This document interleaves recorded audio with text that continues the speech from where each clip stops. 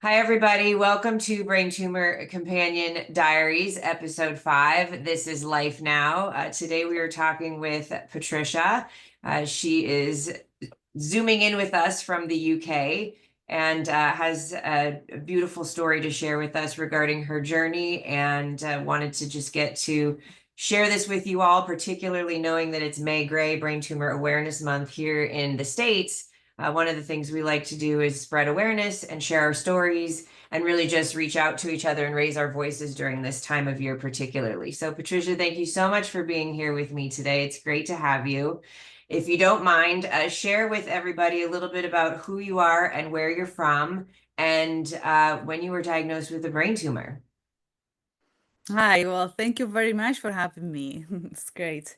My name is Patricia. I'm from Spain, but I live in the Netherlands. I'm based in Amsterdam at this moment. I was diagnosed 2 years ago, April 2023. March and April, I had my surgery a month after. Yeah. So, quite suddenly, what was the symptoms, or kind of how did you know you had a brain tumor? No. Well, the main reason why I went to the doctor is because I lost a little bit of vision of my right eye. So I started to see a little bit, yeah, like a cloud. So I went to make some new glasses because I thought it was something that I could fix with glasses. But Mhm. when I went to pick them up, it didn't help. So then I started to be a little bit worried, and I made an appointment with the ophthalmologist, and and then he could see that my eye was good. It was everything okay, even though I couldn't see properly. So then he sent me to the neurologist. Then when I went to the neurologist, they did an MRI and they found it out. But before that, I was for the last year or 2 years before that. I was always very tired, and I had also headaches. But it happened that I was wearing aligners, so, like I was always finding a reason why I was tired, or why I had, maybe my period, um, or yeah, I was wearing a liner, so that's why I have the headaches. Um, then I remember that I went to therapy, to psychologist, because I was, yeah, like I didn't want to socialize so much, and being with people was like too much. After an hour with being in a group or with people, it was like too much. I don't want to talk to people. So what is happening to me? I have some social problems. Also, I thought, oh, maybe because COVID just happened. Maybe it's because the yeah, being in lockdown, it made this to me that I don't want to socialize. So it was many things, and Mhm. I was going to a psychologist for that. Mhm. But then happened that I couldn't see properly, and then I went to the what I just told you, with the ophthalmologist and the neurologist. Yeah. Yeah. You bring up a good point. We all like to explain away the symptoms, like we see the fatigue, or like you said, not wanting to be social. Maybe noises are more loud to us. Maybe social settings Yes. are more overwhelming to us. Some people are even experiencing like small focal seizures and things like that that get very overwhelming for them. And all we ever tell ourselves is we're tired, it's our period. We kind of explain it away. No one ever thinks, oh, I have a brain tumor.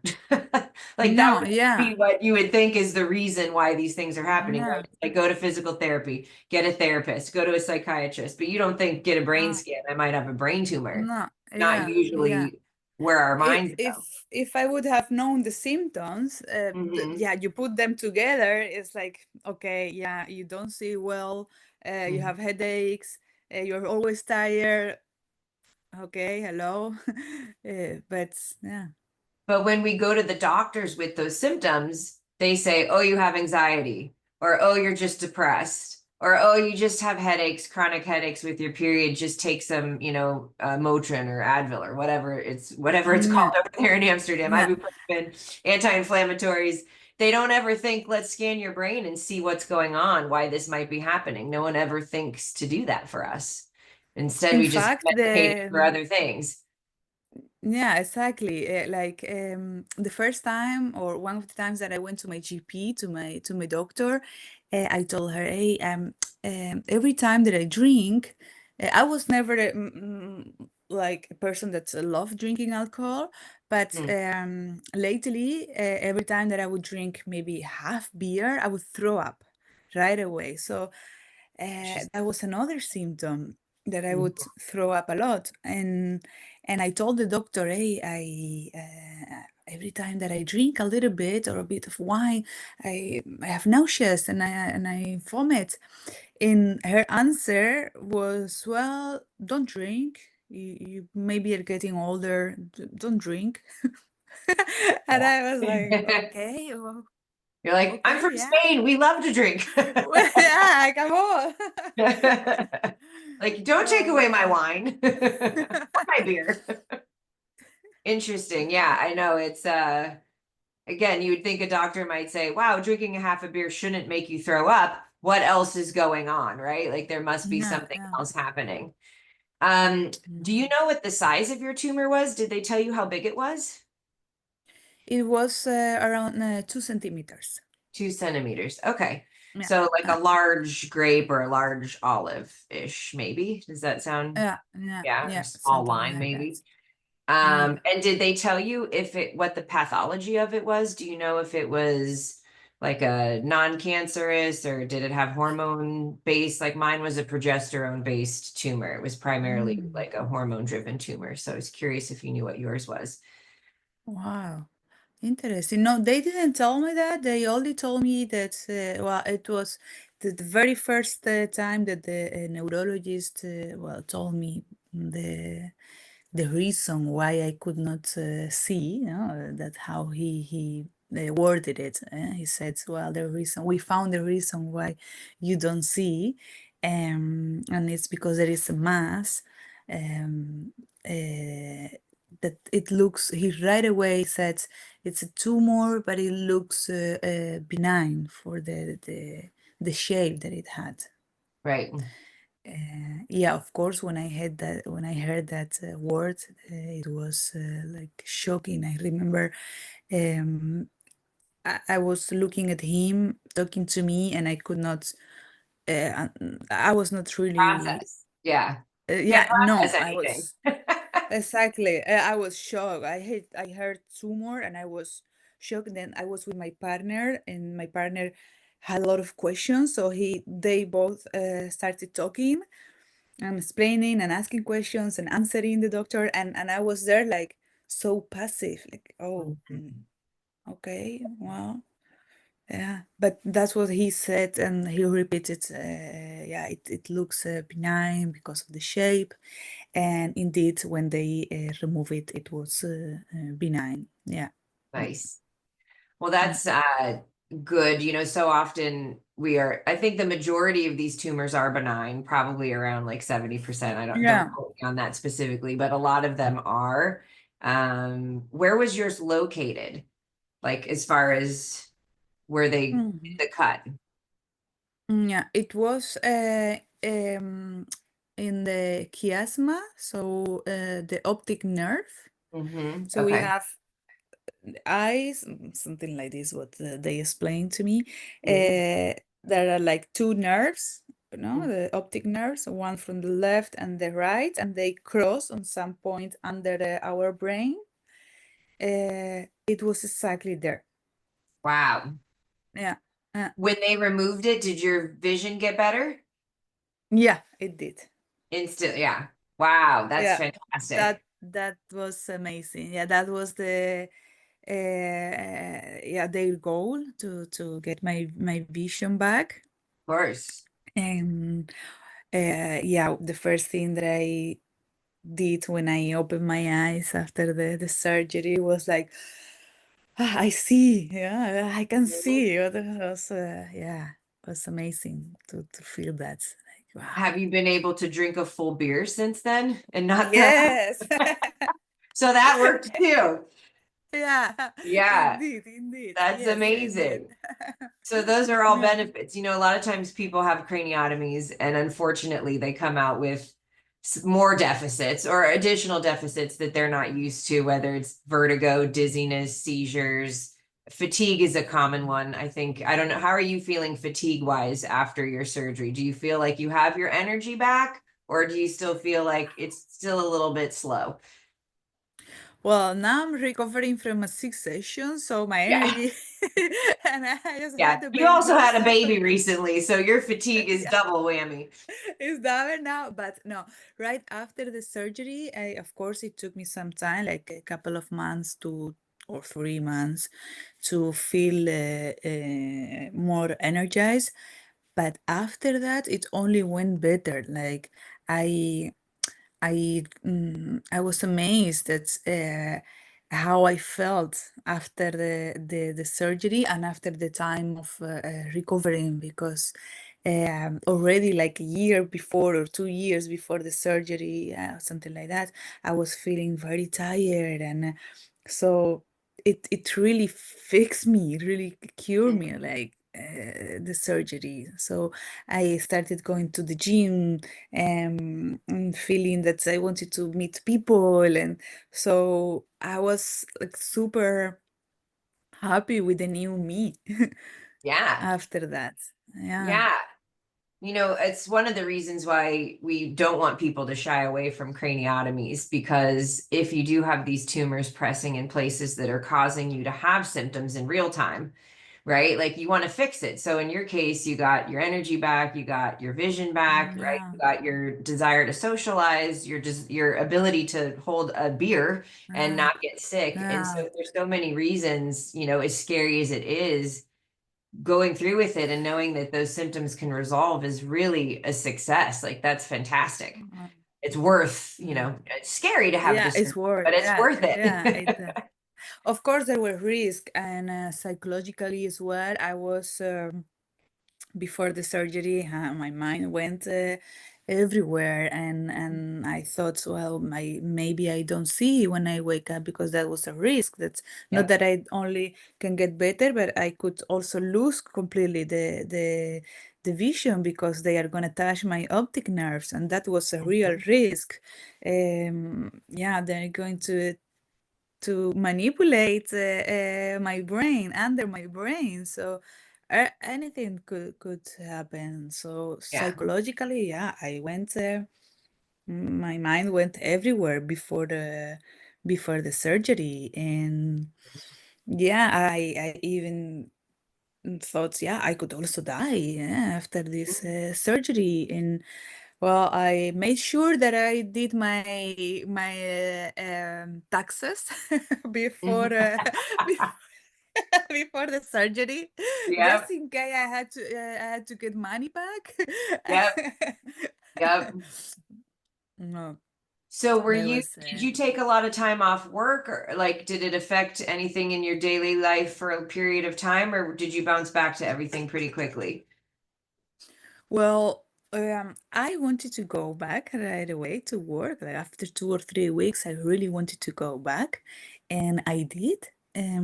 But after 2 weeks working, I had an appointment with the doctor, and the doctor told me, no, it's too soon. You have to take more time.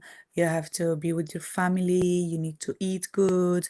You need Mhm. to travel. Literally, he said that you need to travel and enjoy the. It was in April, so he said you should enjoy the summer, and after that go back to work. But for me, it was yeah, going back to work, it was a sign that, oh, I'm better, I'm good, and I want to see my colleagues. So that's why I wanted to go back. But the time that I took after, it was really, really necessary. I felt so much better after having I think it was like 2 or 3 months with no work at all, and with Mhm. family and quality time. That really, really, really made a change. So I'm glad that this doctor told me, no, no, stop, take the time, and Yeah. yeah, yeah, Yeah. yeah. I wish more doctors in the States would do that. They say, oh, you'll be up and on your feet in 2 to 3 weeks. And then they just kind of, that some of us do stay out much longer. And, some people end up on Yeah. permanent disability. Some people bounce right back and everything in between. But the joy of Mhm. Europe, a lot, especially, I think when it comes to wellness, they understand the importance of take time to be with your family, rest, travel. These things Yeah, will fuel your soul. They'll help you to heal. You'll feel better. And then that way, when you do go back to work, you're not burning yourself out. You're actually ready to go back to work, right? Instead of yeah, just constantly uh, grinding. And so I think that that's a beautiful thing that you had a yeah, doctor that was willing to advise you to do that. We don't hear that often yeah. in the States. No, no, not sure. No, also, I don't know here because I really Yeah. cannot. Yeah, but my experience, yeah, with that, it was really good, and I did travel, and I did eat a lot, and Hmm. I did yeah, sport as well, and all that really, really helped. Yeah. I Yeah. love it. Um, Mm. how often are you getting MRIs now that you're done? Is it every year? Is it every 6 months? What does the follow-up plan for you look like? Yeah, first it was every 6 months, but then I got pregnant. So Hmm. yeah, after yeah, like a year after the surgery, which was like wow, 1 year before I thought there is a possibility that I die on an operation room, and now I'm going to give life. No, it was beautiful. But then I had to do an MRI, but because I was feeling okay, and my vision was good, this they could check it my side, but Hmm.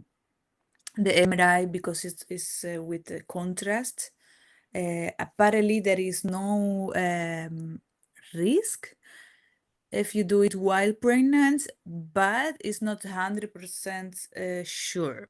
That's what Hmm. the neurologist told me. So he said, because you are feeling good and you can see also good, then there is no reason to do the MRI while you're pregnant. Let's wait until you give birth. Um,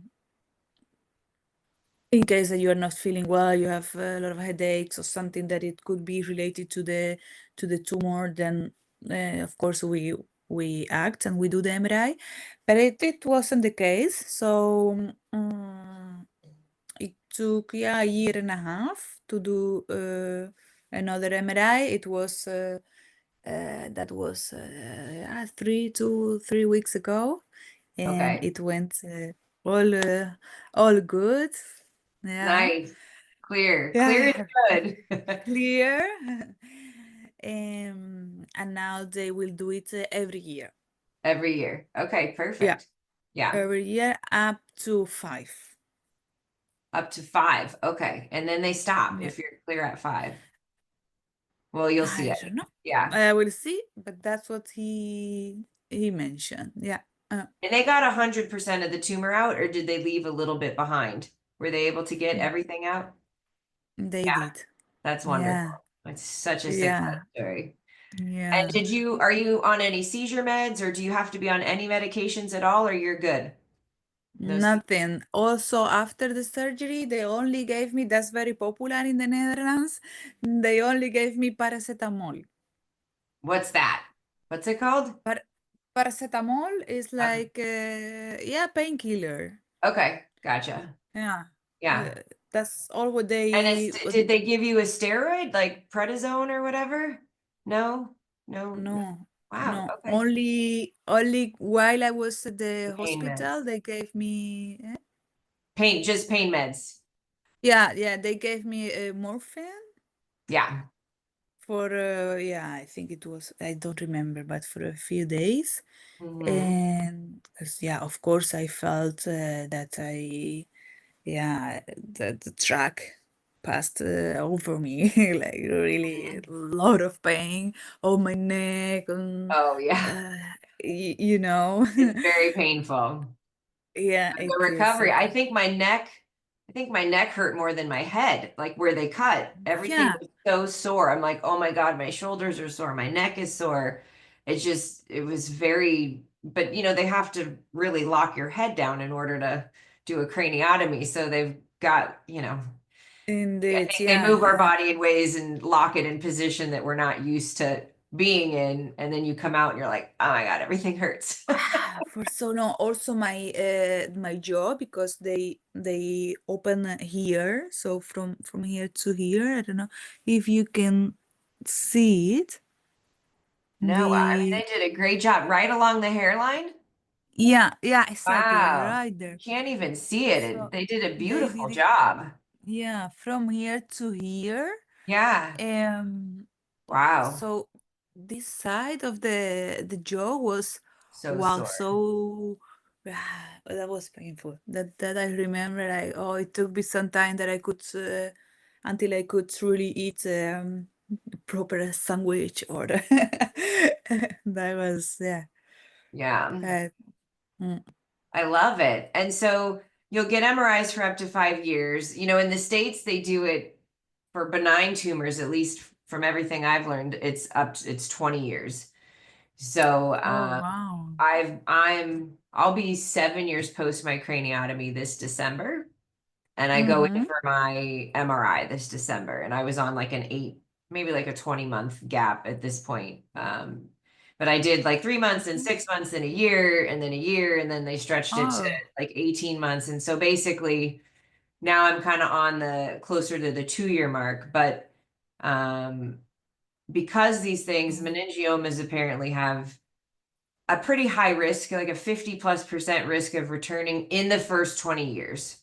Right. So up yeah, to, that's and then you have a higher risk if you've done radiation, which you didn't do radiation. I didn't do radiation. And it's good because you're young and then you want to, if you can hold off on radiation, it kind of sounds like we should, based on that being an mm, alternative for us in the future. If one of these come back, then we have the option to radiate, right? Instead of maybe having another craniotomy. But um mm, so it's interesting that on in Europe that it's a 5 year thing, and 5 years is the most important window. Like that's kind of like the mm, first most important window, but at least on our end in the States, they still monitor us for up to 20 years because the risk is pretty high. mhm, So it was always interesting for yeah, me to learn how everyone else does yeah, it.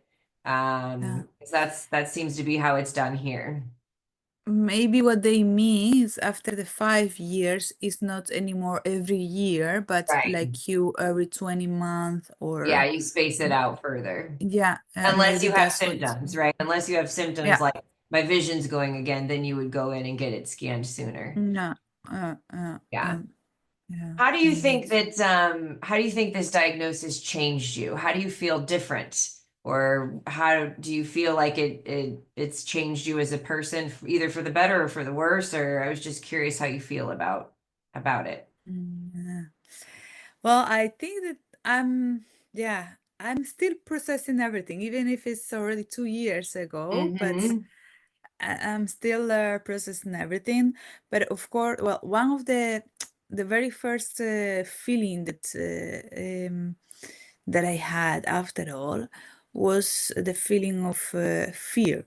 Like I, I, I didn't know what was to be scared Mm-hmm. before, until I had this news that I had to go through a surgery like this. Mm-hmm. So yeah, and also yeah, it changed that now I'm aware that things can happen Hmm. like I really thought when I went to the ophthalmologist for the first time that they would give me some drops or something, and my vision would come back, and that's it. Well, Yeah. I didn't expect that I had to go to a neurologist or that something else could be there. So uh, what changed is that I'm aware that things can happen to you, to your people around you, Hmm. and that's on one side, yeah, can make me sad or yeah, or scared, but on the other side is like, yeah, because it can happen to anyone and in any moment, just you know mm, it's maybe a cliche, but yeah, believe. Enjoy what you are doing today, and tomorrow you will see. Yeah. Yeah. I agree with you. I don't think I ever felt fear until I knew I actually had a brain. Yeah. First, I got diagnosed with the brain tumor and they told me it was no big deal because it was super tiny. They're like, oh, it's like a pimple under Mm. your brain, under the skin. It's in between the brain and the dura or the skull. Not a big deal. A lot of people have these. And so part of me was like, Mm. okay, well, I don't have any symptoms because mine was an incidental finding from a car accident. I had a concussion. They did a brain scan and then I found a Ah, tumor. So didn't plan on wow. finding a tumor that day, didn't have any Wow. symptoms. So I had a bit of a freak out just because I thought I was just trying to deal with a concussion. And here I became a brain tumor patient that then needed MRIs and follow-up care and all this stuff. So that was the first whirlwind. I was young and I was like naive and I didn't know anything about brain tumors. And I thought, okay, well, if it's just like a little pimple or cyst under my brain, it's not cancerous. They told me not to worry about it, so I'm not going to worry about it. So I kind of went on living my life. However, it kept growing a little bit, a little bit, a little bit. And then Yeah. eventually it latched onto the main vein, right in the center of, all the way down. Uh-huh. And they're like, it needs to come out. And I thought, I still don't have any symptoms. I thought you said this was no big deal. What do you mean it has to come out? And so processing all of that was really, like you said, the fear that just takes over you. Like you're gonna drill into my skull and you're gonna take something out, and I'm Yeah. okay. Yeah.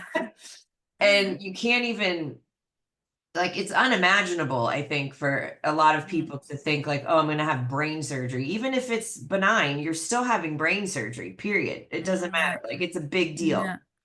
And Yeah. so the anxiety, it was the first time in my life I genuinely could say, I think I had a panic attack. Like I felt what anxiety, I remember calling my mom who struggled with anxiety her whole life.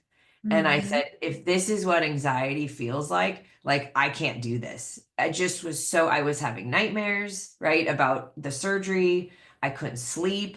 I didn't want to worry my family, Yeah. so I was keeping it all in. All my fear, all my anxiety was all just, in me. And I was trying to be strong Mhm. for them because God forbid they were looking sad for me. I couldn't handle their emotions on top of my own. I'm like, I'm the one who has to go Yeah. through this. This is crazy.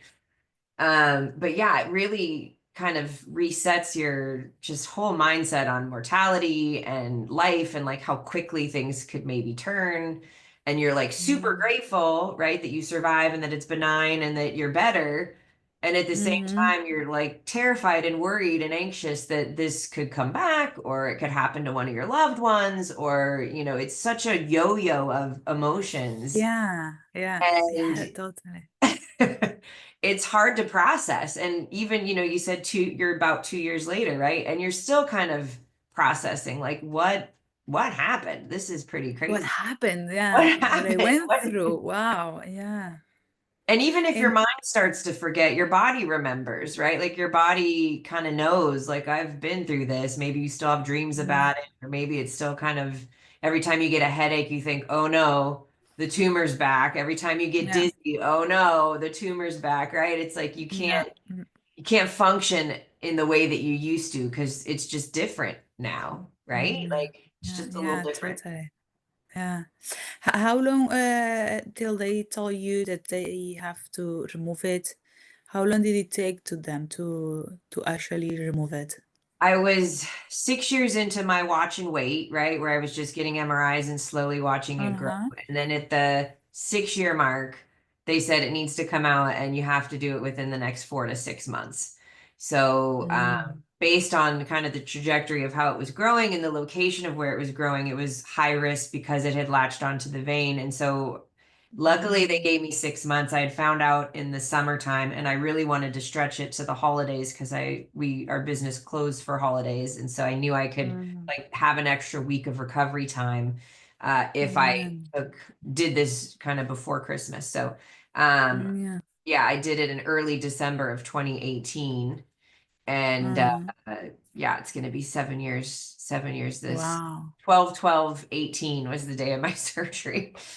And Wow. Yeah. You, I you just did be remember there. thinking in my head, I hope all those techs and surgeons and everybody in that room didn't go to a Christmas party the night before and that they're recovered from Thanksgiving and their alcohol levels and sodium levels are good and they don't screw anything up. And then I kept Yeah. saying, I hope there's no earthquakes on the day of my Yeah. surgery. I was Yeah. terrified there would be an earthquake and it'd be like slip.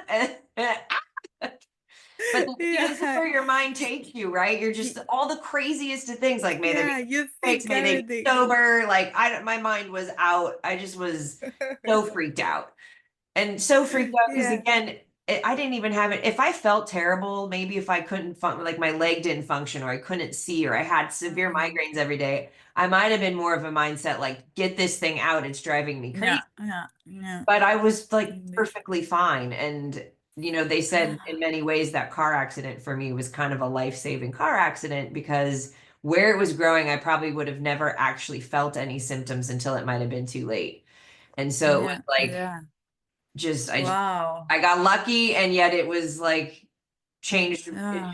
it's all very bizarre, but Wow. yeah, I What a had four to story. 6 months to plan. And I was fortunate that I had time to plan, right? Because I was Ah, able to see four neurosurgeons. I'm in Los Angeles, so we have a lot of big mm, institutions, a lot of great surgeons, and I went to four at different institutions because I wanted to ensure that three of the four of them had the exact same plan for me. Like, did they want radiation? Did they want mm, surgery? How would they do surgery? What would that look like? How big would the cut be, right? Like, what was recovery going to look mm, like? I wanted to make sure that I kind of found the one that had a good bedside manner for me. But that mm. also, they all were on the same page. Because if they all told me something different, I was just going to keep looking until people lined up. Because Yeah. Yeah. again, I felt fine. So the idea of someone doing a craniotomy just made Mhm. no sense to me. Yeah. Yeah. And they were all online. They were all aligned. All four of them wanted to do the Wow. craniotomy. All four of them said, don't push it past 4 to 6 months. Some of them Mm, were going to do maybe a larger cut. The guy I chose did a keyhole cut, maybe from like here to here. So it wasn't very big. And he mhm, took very little hair, which was great. And I yeah. was I was back at work after 3 weeks. I went Mhm, back part-time, and then by 5 weeks I was back full-time. It was tough. I was exhausted, my neuro fatigue yeah. even just reading emails exhausted me. I was like, oh my God, I'm so tired. I Yeah. used to be able to do Yeah. this all day, every day, and now I could just go to bed. So Yeah. Yeah. it Uh, takes a while to recover. I remember having that feeling also. Yeah. Opening the email and I was like, or yeah, people talking to me after the surgery and it was like, wow. Mhm. Mm-hmm. You the taking in of information feels different, I think, after you've had your skull cut into, right? And it's not necessarily bad, it's just part of the healing journey. It takes a while. So when Mm-hmm. you're visually taking things in and you're hearing things, it takes like twice as much effort to kind of process Mm-hmm. it because you're healing from, like nobody sees it, but Yeah. you're healing in that Yeah. area and fluids are off. And, I had ringing in my ear that I never had before. I had swishing in my head that I never had before. Yeah. Little just things that was odd, the nerves reconnecting. Did you ever feel those little zaps kind of as you healed? I felt like little Yeah. electrical Yeah. zaps as the nerves were trying to reconnect. And, Yeah. Yeah. I'd be sitting there fine. And then all of a sudden I'm feeling this like, energy happening in my brain. And so again, all of those things I think tucker us out. We Mm-hmm. get tired. It's a Mm-hmm. very bizarre It's recovery. it is. Yeah. It's Yeah, so nice to hear you because it's like it's you normal. understand me. Mhm. Yeah, and I Yeah, understand you. It's like wow. yeah. No, it's Uh, very normal. And a lot of that stuff they don't prepare us for, right? There's no no, support no, groups, there's no therapist specifically no, for. No, vision. no, no, There's no. no handbook or guide that says, hey, these are all the strange things that are going to happen over the course of the next year when you recover from this, even though you're fine and you're doing well and you're better off for it, right? You can see you're still going to have Uh-huh. quite a journey recovering from brain Mm, surgery. I mean, again, not yeah, many people can say they had brain surgery in their lifetime. no. So we're in the club nobody wants to be in. Yeah, no. Um, Um, what do you miss about how you were before surgery and maybe how is there anything you miss about how, the Patricia before surgery versus the Patricia now? no, not No. really. I'm better. I'm Yeah. better now. Yeah, Yeah. I feel better after the surgery. Yeah. Yeah. So I don't miss anything. It was yeah, the 2 years before the surgery, it was I was not me. I was not Yeah. myself. I was, yeah, very tired. But it's mentioned. Oh, I remember going to bed and putting already the ibuprofen next to me. So when I would wake up, maybe to go to the toilet or something, I would take it so I don't wake up with a headache. That Mhm. or the yeah, or what I said, I didn't want to meet people. I was yeah, tired all the time, changing moods as well. Mhm. I could wake up super happy, and after 2 hours, I would be mad and or yeah, tired of everyone. No, I don't miss how I was before the surgery. Yeah. No. I love that. And so often, and I never want people to forget, so often these craniotomies help us to be better. I talk to people all the time on Yeah. this journey, and I hear a lot of stories of, for 5 to 10 years, I was treated with psychiatric medications, and people told me I was depressed or anxious or bipolar or all of these things. And Yeah. and all of a sudden they found out I had a tumor and they took it out and my personality's back, my desire to be social and go on dates and walk the dog and read a book, like all of these desires come back because they don't have a tumor growing in Mhm. their brain pressing on stuff that's messing with the way their brain functions. And so, Uh-huh. I'm always begging for people who do psychiatric medications and do a lot of talk therapy and can't make progress and feel better.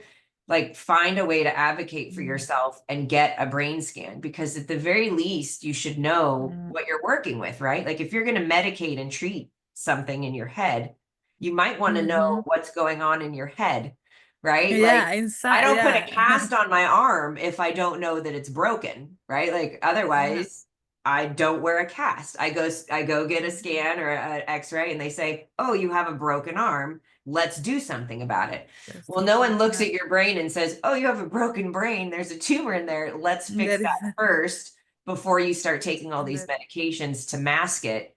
And then you still yeah. feel like it's not treatable because if you have a tumor growing in your head, you're not going to feel better, right? Your personality is going to continue to decline. Your energy is going to Mm, continue to decline. Your pain level yeah. for your headaches is going to continue to go up. And so we have to advocate for ourselves and be a little bit smarter and think like, okay, maybe I want a baseline on what's Yeah. going on in my head before I keep treating Yeah. it. But Yeah. they don't Yeah. offer that at the doctor's office, right? Like Mm, they don't say, "Oh, let's get a scan of your brain and see what we're working with, and then we'll medicate, or then we'll treat, or send you to physical no. therapy, or whatever." Mm, So I hope these, brain tumor diary episodes for everybody listening encourages people to maybe look a little deeper. And as scary as it is to think, oh, I might have a brain tumor, in our yeah. cases, you might have a brain tumor, right? Like Yeah. it Yeah. happens. Indeed.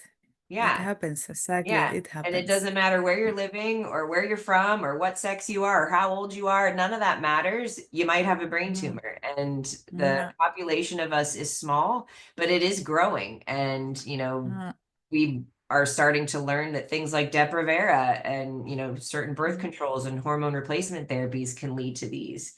If mm, you had exposure to radiation when you were young, it could lead to these tumors. And who knows, Mm, possibly the cell phone use. I mean, I don't know, but if you have a cell phone up to your head all the time or these wireless earbuds, I mean, maybe those things are contributing. There's probably a lot that we still don't know, mm, but mm, we certainly should be open to the idea of scanning our brains and mm. getting Yeah, confirmation that, we're not crazy. We're not going yeah, crazy. The indeed. symptoms are real and maybe there's something wrong. Yeah. Mm, Yeah. mm. Patricia, what do you hope that, like, what message do you want to send? What do you hope that people can learn either from your story or about this diagnosis? Like, what message do you want to send to all of the people in our community? Mm. Well, uh, if they, what what I had, for example, when I was scared to do the surgery, I remember calling a friend and telling her, yeah, I'm really, really scared now.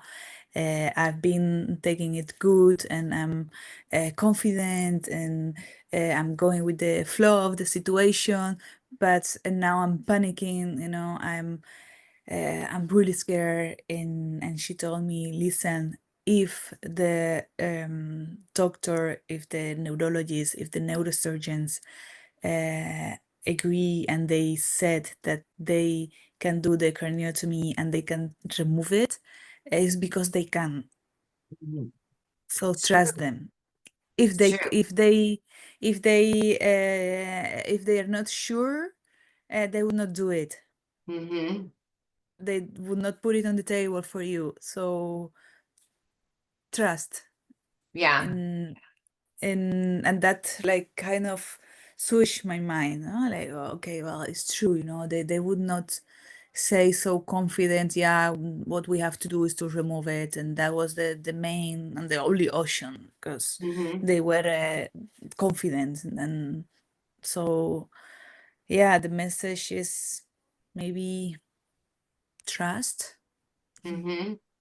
I love that. It's so true. And I tell people in our support groups when we meet every week, we have to remember that for a neurosurgeon, it's just another day at work for them. It's another day Yeah. in the office. Like, we're over here panicking, crying, freaking Mm, out, nightmares. Oh my God, this is happening to me. I'm putting trust in a stranger to drill into my skull. But for them, it's just another day at work. They do this all day, every day. They've studied it for decades at this point, right? yeah. Like, there's a room Yeah. full of support people who all know how to make decisions in a quick amount of time about what to do and what not to do.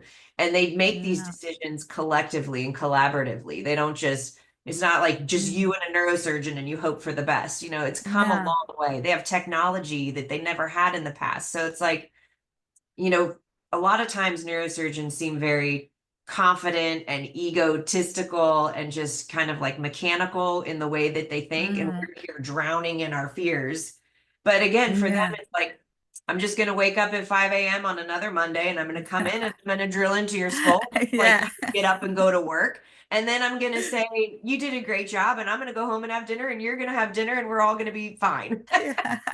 Exactly. Yeah. Actually, that's what I had the appointment with the neurosurgeon before the surgery. I asked him, like, but are you confident? uh, are you sure you can do this? And he laughed, like he smiled, like, yeah, well, I've been doing this for the last 40 years, so yeah, I'm quite confident that I can remove it. So okay. Yeah. And I had the feeling to ask, no, this, but yeah. Yeah, like So anything in life that we do 1,000 times, we're pretty darn good at it, right? Like a pretty yeah, small margin of no, error. no, Well, it's the same for them, but again, it's our brain, it's our yeah, everything. This yeah, controls everything. I mean, the two, yeah, right? Brain and heart, like if those uh, things aren't working, we're kind of in uh, trouble.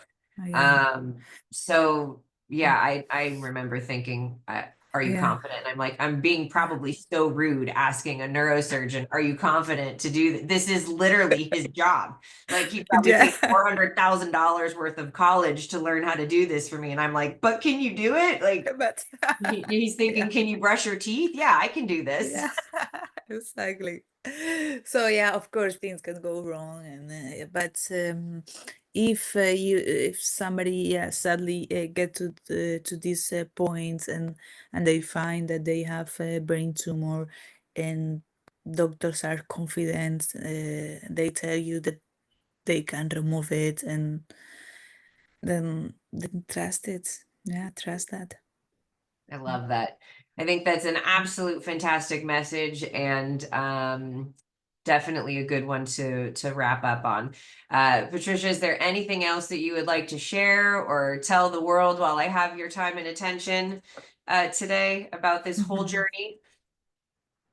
No, I just wanna thank you for doing this, and yeah, spread the word, and create yeah, awareness. So anyone who knows, has family or friends that went through this, share the information. It's really is it's really important to share the experience. um, when you heard that you have a brain tumor, you feel very lonely, and you don't have normally people around that went through that. So Mhm. um, yeah, talk about it, make it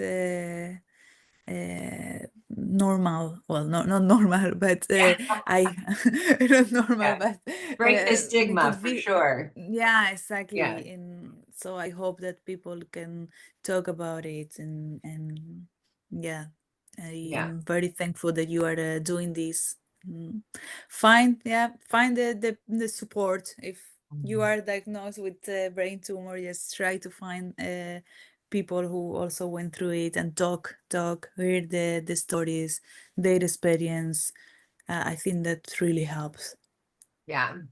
Yeah, I agree. You know, here I'm sitting in Los Angeles, California, and you're all the way over there in Amsterdam in the UK. And uh we agree, like Mm. you have to share your story. And if we sit in silence and we keep all the fear and worry and pain in ourselves, it doesn't help to heal us. But if we share our stories and pay it forward to all the people who are going to Mm. get diagnosed in the years and decades to come, you know, we can help normalize this a little bit and Yeah, remind people yeah, that like the journey is it's long and it's real, and trust your surgeons, yeah, trust the process. It's, you know, can go either way. It can go great, it can go a little challenging, but either way we all keep plugging along. yeah, And yeah, use your voices, because if we sit in silence, we don't help move this condition forward. We don't help fill in the blanks that maybe the neurosurgeons don't tell us, right? yeah, We learn yeah, through each other. We really, really do. yeah. So appreciate you being open to share your story, and of course your Thank you. amazing success story. I'm so happy for you that you got better, that you were able to have a baby afterwards, because you're young, right? Do you mind sharing your age? How old were you when you were diagnosed? 36, 30, So were you 34 36. when you were diagnosed? Yeah. Yeah, that was about the age I was diagnosed. It was my mid 30s. Also, Yeah. wow. That was when they first found it. Again, it took 6 years before I had to do anything about it. But so yeah, we're kind of the oddballs here. A lot of people don't get diagnosed till they're usually around their 50s or 50, later. right? Yeah. But Yeah. I've had quite a few young people come my way. But I'm just so Oh. happy for you that you were able to have a good surgery, a good recovery, feel better afterwards, get back to socializing, enjoy the beers and not be sick. And of course, have a beautiful baby so you get to bring life into this world. And again, doing what Yeah. you should be doing, which is sharing and talking about it and kind of setting it free, right? So that we Yeah. can create some Yeah. normalcy around it. So really appreciate you sharing your story. Thank you. Thank you very much. Really.